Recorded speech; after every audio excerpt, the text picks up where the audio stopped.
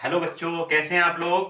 पिछला चैप्टर पिछला टॉपिक जो हमने पढ़ा था उस टॉपिक में हमने बहुत सारी बातें की थी ग्रेविटेशन के बारे में। और ग्रेविटेशन में हमने एक लॉ देखा था, केपलर्स लॉ, और एक दूसरा लॉ देखा था हमने, लॉ ऑफ ग्रेविटेशन, जहाँ पर हमने बहुत इंपॉर्टेंट बातें की।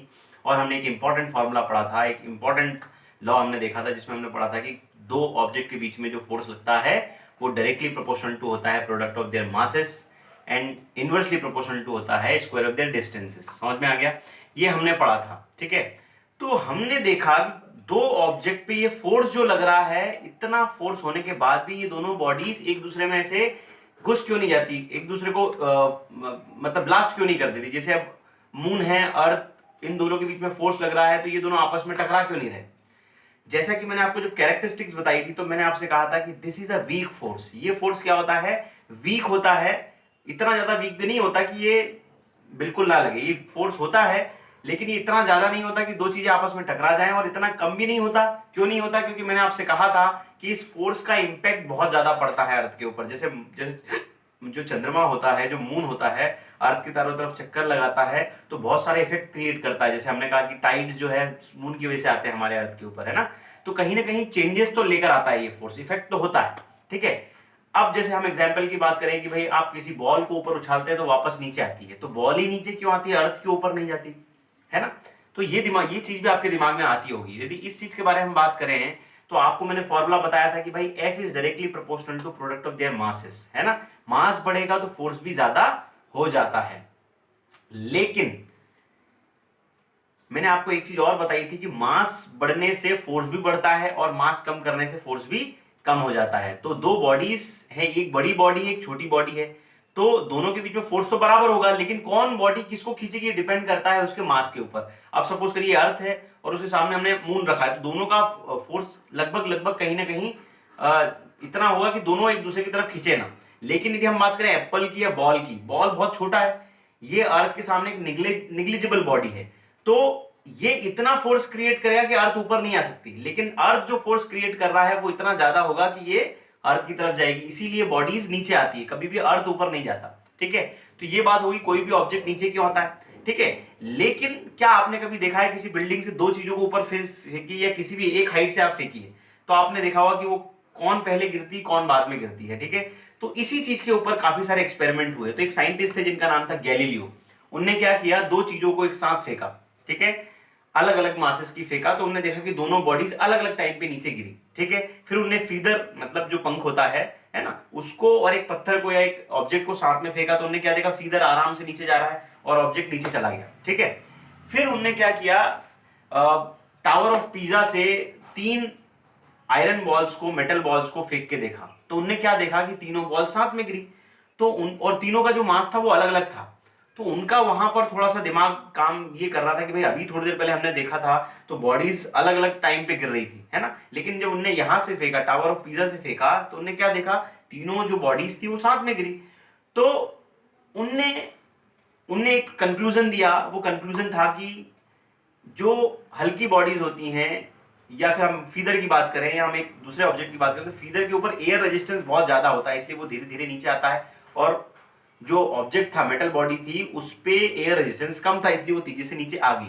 लेकिन यदि हम ये एयर रेजिस्टेंस को हटा दें और जितने भी ये बाकी जो फोर्सेस के ऊपर लग रहे हैं वो हटा दिए जाए और दो चीजों को साथ में फेंका जाए, तो ये दोनों चीज साथ में ही नीचे गिरेंगी। ठीक है, गैलीलियो की डेथ के बाद एक साइंटिस्ट थे जिनका नाम था रॉबर्ट बॉयल।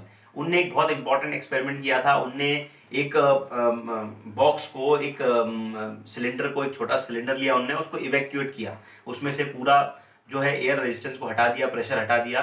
ठीक है, तो उनने वहां से दो ऑब्जेक्ट को फेंका, एक फीदर को फेंका, एक ऑब्जेक्ट को फेंका। उनने क्या देखा कि दोनों चीजें साथ में गिरी। तो उससे एक नया कंक्लूजन आया जो कि गैलीलियो ने दिया था, सेम दिया था। ये कंक्लूजन दिया कि दो ऑब्जेक्ट हमेशा सेम हाइट से सेम इंटरवल ऑफ टाइम में नीचे आते हैं। ठीक है, वो यहां लिखा हुआ है। पहला कंक्लूजन जो किसने दिया था, गैलीलियो ने दिया था। वही कंक्लूजन किसने कहा था, भाई रॉबर्ट बॉयल ने भी दिया था। तो क्या था वो, the bodies of different masses drop simultaneously from the same height hit the ground in the same time if air resistance is neglected। यदि एयर रेजिस्टेंस को हम हटा दें तो दो ऑब्जेक्ट वो किसी भी मास के हों, वो सेम हाइट से यदि फेंके जाए तो सेम टाइम इंटरवल में जमीन पे गिरते हैं। ठीक है, this is the conclusion given by the Galileo. ठीक है, इसके बाद हम बात करते हैं, एक इंपॉर्टेंट टॉपिक है जो आप देखते हैं कि भाई यहां से हमें समझ में आता है कि कोई भी ऑब्जेक्ट नीचे गिरता है, ठीक है, जिसको हम बोलते हैं फ्री फॉल। ये टॉपिक भी जो हम पढ़ रहे हैं इसका नाम भी फ्री फॉल है। तो फ्री फॉल का मतलब क्या है कि कोई भी ऑब्जेक्ट नीचे आ रहा है, तो जैसे मैंने आपको बताया कि भाई कोई भी ऑब्जेक्ट जो आप ऊपर फेंकोगे तो अर्थ ऊपर नहीं जाता, ऑब्जेक्ट ही नीचे आता है, क्योंकि ऑब्जेक्ट अर्थ के सामने क्या है, निग्लिजिबल है। तो भाई कहीं ना कहीं उसकी कुछ ना कुछ वेलोसिटी होती होगी, और वेलोसिटी बढ़ती है। हमने कई सारे एक्सपेरिमेंट किए, बाद में काफी सारे एक्सपेरिमेंट हुए गैलीलियो के बाद, तो उन्होंने क्या देखा कि वेलोसिटी उसकी बढ़ती जाती है जैसे जैसे वो अर्थ के नीचे आता है। जैसे मैंने बताया था, force is inversely proportional to square of the distance. Distance कम होता है तो भाई कहीं ना कहीं फोर्स बढ़ता है, फोर्स बढ़ेगा तो वेलोसिटी भी क्या होगी, बढ़ेगी। अब भाई कहीं ना कहीं वेलोसिटी बढ़ रही है, तो वेलोसिटी बढ़ने से क्या होता है भाई, एक्सेलरेशन होगा। तो एक्सेलरेशन होगा तो कितना होगा, ठीक है। तो जो बॉडी गिर रही है, उस गिरने वाली बॉडी को बोलते हैं फ्री फॉलिंग बॉडी। क्या बोलते हैं, फ्री फॉलिंग बॉडी। और जिस एक्सेलरेशन के साथ वो नीचे आ रही है उसको बोलते हैं एक्सेलरेशन ड्यू टू ग्रेविटी। ठीक है, तो यहां हमको एक डेफिनेशन मिलती है बहुत इंपॉर्टेंट, जिसको बोलते हैं acceleration due to gravity. The acceleration with which a body falls towards the earth gravitational pull is called या is known as acceleration due to gravity. और इसको डिनोट करते हैं हम स्मॉल जी से। ठीक है, हमने क्या देखा कि भाई बॉडी आ रही है नीचे की तरफ, क्यों आ रही है, because of gravitation force of earth, ये ग्रेविटेशन पुल ऑफ अर्थ है ना। तो उसके कारण उसमें क्या हो रहा है भाई, कहीं ना कहीं एक्सेलरेशन हो रहा है। तो जो एक्सेलरेशन होगा किसी बॉडी के अंदर due to gravitational pull of earth is called as gravitational या फ्री फॉल बॉडी का जो एक्सेलरेशन हो, सब क्या बोलेंगे, एक्सेलरेशन ड्यू टू ग्रेविटी या ग्रेविटेशनल एक्सेलरेशन भी उसको कहते हैं। उसको डिनोट कैसे करते हैं, स्मॉल जी से डिनोट करते हैं। ठीक है, तीसरी बात करेंगे हम फ्री फॉलिंग बॉडी में। जो बॉडी गिरती है उसे फ्री फॉलिंग बॉडी बोलते हैं, और जो मोशन हो रहा है, जो फॉल हो रहा है, उसे बोलते हैं फ्री फॉल, है ना। कोई भी बॉडी जब नीचे गिरती है with the acceleration due to gravity, मतलब जी के साथ जब वो नीचे गिरेगी तो उस फॉल को हम क्या बोलेंगे, फ्री फॉल कहते हैं। जब उस पर कोई भी दूसरा फोर्स काम नहीं कर रहा हो, जैसे भाई एयर रेजिस्टेंस भी लगता है ना, उसको हटा दिया जाए, सारे रेजिस्टेंस यदि हम हटा दिए जाएं तो उस पर जो फोर्स लगेगा सिर्फ ग्रेविटेशन पुल लगेगा। ठीक है, उस टाइम पे जो उसका एक्सेलरेशन होगा या उसका जो फॉल होगा उसे ही हम क्या बोलेंगे, फ्री फॉल कहते हैं। ठीक है, तो ये एक बहुत इंपॉर्टेंट टॉपिक है जो पूछा जाता है, ध्यान रखिएगा आप, इंपॉर्टेंट है ये। ठीक है, तो ये होगी कुछ 3 इंपॉर्टेंट डेफिनेशंस जो आपको हमेशा ध्यान रखनी है। आइए एक बहुत इंपॉर्टेंट टॉपिक के बारे में बात करते हैं इसके आगे।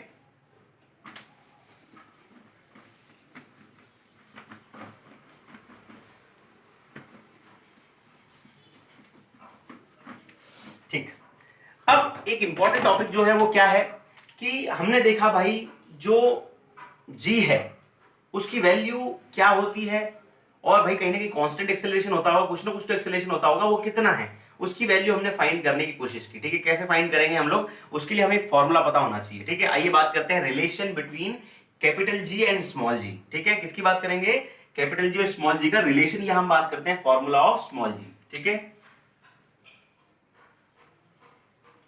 Relation between capital G and small G. जो कैपिटल जी है और जो स्मॉल जी है उनके बीच का रिलेशन क्या है उसकी बात करेंगे, उसके बाद हम उसके डिफरेंस की बात करेंगे। ठीक है, तो कैपिटल जी और स्मॉल जी के रिलेशन की यदि हम बात करें तो भाई कैपिटल जी कहां से आया, from law of gravitation, from law of gravitation. क्या कहता है लॉ ऑफ ग्रेविटेशन भाई, या पता है आपको, क्या कहता है कि भाई एफ जो होता है इज इक्वल टू होता है G M M by R square. ठीक है, इसको हमने नाम दे दिया इक्वेशन 1। ठीक है, हम from force, definition of force. ठीक है, डेफिनेशन ऑफ फोर्स क्या कहती है भाई, कि भाई फोर्स जो होता है वो mg के बराबर होता है। किसके बराबर होता है, mg के बराबर होता है। अच्छा, यहाँ पर स्मॉल m क्यों लिया हमने, स्मॉल m लिया क्योंकि जब भी हम ग्रेविटेशनल फोर्स की बात करते हैं, दो ऑब्जेक्ट की बात करते हैं, एक बड़ा ऑब्जेक्ट या छोटा ऑब्जेक्ट, या दोनों ऑब्जेक्ट बराबर हो। लेकिन यदि हम यहाँ अर्थ के ऊपर बात करें तो अर्थ के अंदर जितने भी ऑब्जेक्ट्स रखे हुए हैं वो सब अर्थ से छोटे होंगे, है ना। तो अर्थ ही उनको नीचे की तरफ खींचेगी, तो ये जो मास होगा, फोर्स जो लग रहा है उस ऑब्जेक्ट के ऊपर लगेगा, है ना। तो वो कितना होगा भाई, छोटे वाले बॉडी के ऊपर लगेगा, इसलिए हमने छोटा m लिया। ठीक है, तो ये इक्वेशन नंबर 2 हो गया। अब ये कहीं ना कहीं दोनों ही फोर्स है, ऑन इक्वेटिंग जब इक्वेट करेंगे तो ये भी फोर्स है ये भी फोर्स है, तो दोनों को इक्वेट कर सकते हैं क्या हम लोग, बिल्कुल कर सकते हैं। mg इज इक्वल टू हो जाएगा gmm बाय आर स्क्वायर। तो ये जो स्मॉल m है इससे स्मॉल m से कैंसिल आउट हो जाएगा। ये क्यों बात की थी हमने, ये अर्थ है और उस पर हमने एक ऑब्जेक्ट को फेंका है, तो ऑब्जेक्ट नीचे आएगा वापस। तो इस ऑब्जेक्ट का मास कितना है, स्मॉल m था, और अर्थ का मास कितना था, कैपिटल M था। तो ये मास कैंसिल हो गया, तो क्या बचा हमारे पास, स्मॉल जी बचा, जो क्या डिफाइन करता है, gm/r²। मतलब यहां से क्या समझ में आया, अभी मैंने आपको डेफिनेशन दी थी कि कोई भी बॉडी जिस एक्सेलरेशन के साथ नीचे आती है, ठीक है, उसका जो एक्सेलरेशन होता है वो किस वजह से होता है, ड्यू टू अर्थ के पुल या ग्रेविटेशनल पुल के कारण होता है, और उसी को हम क्या बोलते हैं, एक्सेलरेशन ड्यू टू ग्रेविटी कहते हैं। तो यहां हमें एक चीज समझ में आ रही है कि जी जो होता है डायरेक्टली प्रोपोर्शनल टू होता है mass of earth, capital M क्या, मास ऑफ अर्थ, और G is inversely proportional to होता है स्क्वायर ऑफ देयर डिस्टेंस, है ना, उनके बीच के डिस्टेंस के।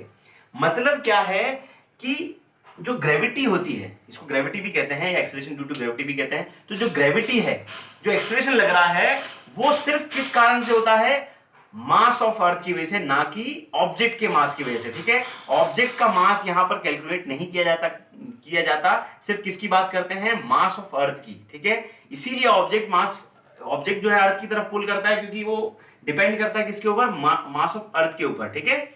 तो is directly proportional to mass of earth and inversely proportional to square of the distance, दोनों के बीच की जो डिस्टेंस है, ठीक है।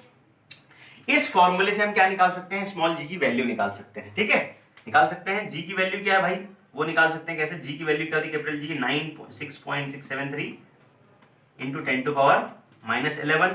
मास ऑफ अर्थ क्या है, मास ऑफ अर्थ होता है भाई 6 इंटू 10⁻24 किलोग्राम, है ना, 6 इंटू 10⁻24 किलोग्राम होता है, डिवाइड बाय, हम आर की बात करें, रेडियस की बात करें, तो रेडियस ऑफ अर्थ कितना होता है, 6.4 इंटू 10⁻6 मीटर होता है, ठीक है। कितना होता है, कैपिटल जी की वैल्यू थी 6.673 10⁻11, और जो मास ऑफ अर्थ होता है वो कितना होता है, 6 इंटू 10⁻24 किलोग्राम, और जो रेडियस होती है वो कितनी होती है, 6.4 इंटू 10⁻6 मीटर।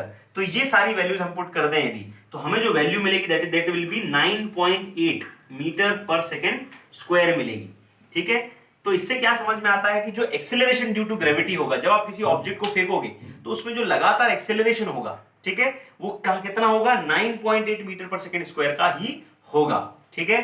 तो ये हमने वैल्यू निकाली किसकी, स्मॉल जी की, और कैपिटल जी की वैल्यू हमें पता थी, है ना, और हमने मास की वैल्यू पुट कर दी अर्थ की, और अर्थ के रेडियस की वैल्यू पुट कर दी, तो हमें, अच्छा सॉरी, यहाँ पर स्क्वायर लगेगा, है, यहाँ क्या लगेगा, स्क्वायर लगेगा, भूल गया था। जब इसको आप सॉल्व करोगे पूरा तो कितना मिलेगा आपको, 9.8 मीटर पर सेकेंड स्क्वायर मिलेगा। This is the value of small G, और यही फॉर्मूला आपको हमेशा याद रखना है, ठीक है। और इसी फॉर्मूले के ऊपर एक आध क्वेश्चन पूछे जाते हैं, मैं आपको इसके बारे में आगे बताऊंगा, ठीक है। तो ये हो गया आपका एक इंपॉर्टेंट टॉपिक जिसको बोलते हैं फ्री फॉल, और ग्रेविटी से रिलेटेड एक बहुत इंपॉर्टेंट फंडा आपको समझ में आया होगा, ठीक है।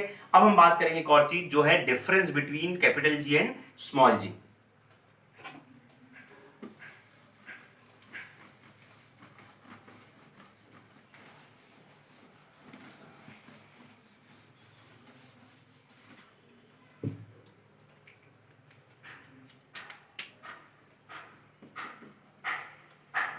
Difference between capital G and small G, ठीक है। जो कैपिटल जी है और स्मॉल जी है उनके बीच में डिफरेंस क्या है उसके बारे में हम डिस्कस करेंगे।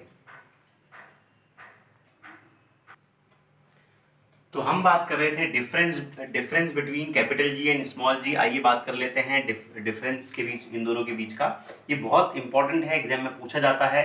तो आइए बात करते हैं पहले डिफरेंस की। क्या है पहला डिफरेंस? पहला डिफरेंस है इसकी डेफिनेशन। कैपिटल जी और स्मॉल जी की जो डेफिनेशन है वो क्या है? The gravitational force between two bodies of a unit mass separated by a unit distance is known as universal gravitational constant, है ना। ये क्या है? हमने एक फॉर्मूला पढ़ा था भाई, F is equal to gmm/r², ठीक है। यदि मैं इसकी वैल्यू निकालना चाहूं तो कितना हो जाएगा? G इज इक्वल टू हो जाएगा FR² डिवाइड बाय mm, ठीक है। यदि दो मासेस कैसे हो जाएं? यूनिट हो जाएं, और उनके बीच की सेपरेशन भी कितना हो जाए? यूनिटी हो जाए, तो उनके बीच लगने वाला फोर्स ही क्या होता है? Gravitation law, universal gravitational constant होता है, ठीक है। और यदि हम बात करें स्मॉल जी की, तो जो एक्सेलरेशन प्रोड्यूस होता है किसी बॉडी में जब उसको फ्री फॉल किया जाता है, तो उसको हम बोलते हैं एक्सेलरेशन ड्यू टू ग्रेविटी। और ये किस कारण से होता है? Due to gravitational pull of earth, ठीक है। सेकेंड डिफरेंस की बात करें तो क्या होता है? The value of capital G is same at everywhere in this universe. मतलब यदि हम बात करें किसी ऑब्जेक्ट को आप यूनिवर्स में कहीं भी ले जाइए, तो उन दो बॉडीज के बीच में जो कैपिटल जी की वैल्यू होगी वो ऑलवेज फिक्स होगी, कभी चेंज नहीं होती। इवन अर्थ जैसे हम यदि स्मॉल जी की बात करें तो स्मॉल जी जो होता है वो पूरे यूनिवर्स में अलग अलग जो प्लैनेट होते हैं उन पर अलग अलग होता है, इवन अर्थ पे भी सेम नहीं होता है ना। हमने बोला कि भाई स्मॉल जी की वैल्यू 9.8 मीटर पर सेकंड स्क्वायर होती है, लेकिन वो भी फिक्स नहीं होती, अलग अलग जगह पर अलग अलग होती है, ठीक है। तीसरी जो डिफरेंस है that is it is a scalar quantity, it is a vector quantity, क्योंकि यहाँ पर एक्सेलरेशन की बात कर रहे हैं और एक्सेलरेशन क्या होता है, वेक्टर क्वांटिटी होता है, ठीक है। तो कैपिटल जी की जो वैल्यू होती है that is 6.673 10 to power minus 11 newton metre square per KG square, this is the fourth difference, और इसकी वैल्यू होती है 9.8 मीटर पर सेकंड स्क्वायर। यदि हम लास्ट डिफरेंस की बात करें, फिफ्थ डिफरेंस की, वो क्या है, the value of capital G does not change with height and depth on the earth. हम अर्थ की हाइट पे जाएं कुछ या कुछ डेप्थ में जाएं तो कैपिटल जी की वैल्यू तो कभी चेंज नहीं होगी, लेकिन स्मॉल वी जी की वैल्यू जो है चेंज हो जाती है, क्योंकि वो मास के ऊपर भी डिपेंड करती है और डिस्टेंस के ऊपर भी डिपेंड करती है, ठीक है। और यदि हम बात करें अर्थ के सेंटर पे स्मॉल जी क्या होता है, वो हमेशा जीरो होता है, ठीक है। तो अर्थ के सेंटर पे जीरो हो गया तो क्या कैपिटल वैल्यू की जी की वैल्यू कभी जीरो हो सकती है, कभी नहीं हो सकती, ठीक है। तो कैपिटल जी की जो वैल्यू होती है वो हमेशा फिक्स होती है, it can not be change, but small G की वैल्यू अलग अलग जगह अलग होती है, सेंटर पे जीरो हो जाती है, ठीक है, और पोल्स पे मैक्सिमम होती है, ठीक है। तो ये बातें हो गई डिफरेंस के बारे में, और ये बहुत इंपॉर्टेंट क्वेश्चन है, इसको प्रिपेयर कर लीजिए। Relation between capital G small G and difference between capital G small G बहुत ज्यादा पूछा जाता है, इसलिए प्रैक्टिस वेल। नेक्स्ट वीडियो में हम कुछ न्यूमेरिकल्स की बात करेंगे और कुछ इंपॉर्टेंट क्वेश्चंस हमें मिलेंगे देखने को, ठीक है। Thank you so much.